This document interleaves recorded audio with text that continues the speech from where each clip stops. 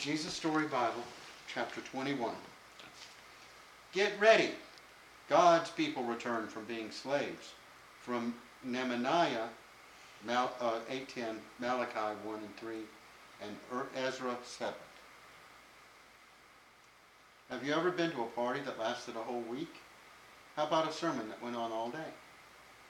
Well, that's what happened to God's people after they came home from being slaves.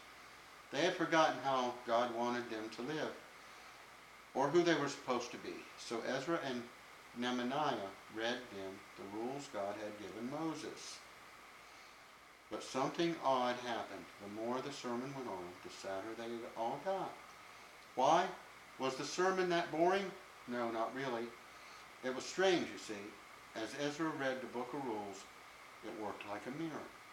It showed them what they were like, and they didn't like what they saw. Okay. They saw, go ahead. Okay.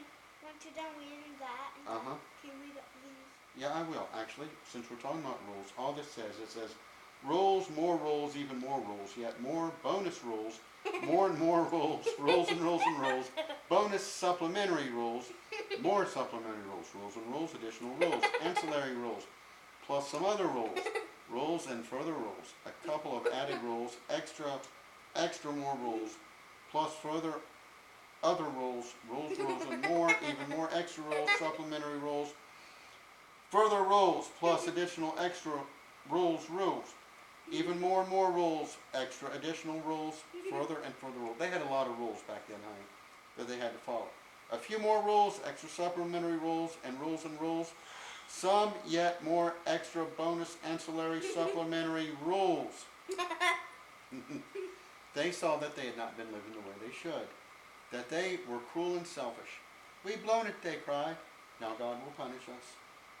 They thought they knew God, what God was going to do, but they didn't. Of course, they might have picked up a clue from Ezra's name, which means help is here, and an even stronger one from Nehemiah's name, because his name means God wipes away our tears. And that, as you'll see, is just exactly what God was getting ready to do. Ezra looked at God's children. Great hot tears were welling up in their eyes and streaming down their cheeks. He stopped his sermon mid-sentence and shut the book. We're having a party, he shouted. And so that's just what they did, all week long. God wants us to be happy, Ezra said. All day they listened to stories about the wonderful things God had done for his people, how he made the world, how he gave a special promise to Abraham, how he rescued them from slavery, how he spoke to Moses and showed them how to live, how he brought them to a special land, how he rescued them, no matter what, time after time, over and over again, because of his never stopping, never giving up, unbreaking, always and forever love. They remembered how God had always, all through the years, been loving his children, keeping his promise to Abraham, taking care of them, forgiving them, even when they disobeyed, even when they ran away from him, even when they thought they didn't need him. Then God told his children something more. I can't stop loving you. You are my heart's treasure, but I lost you. Now I am coming back for you.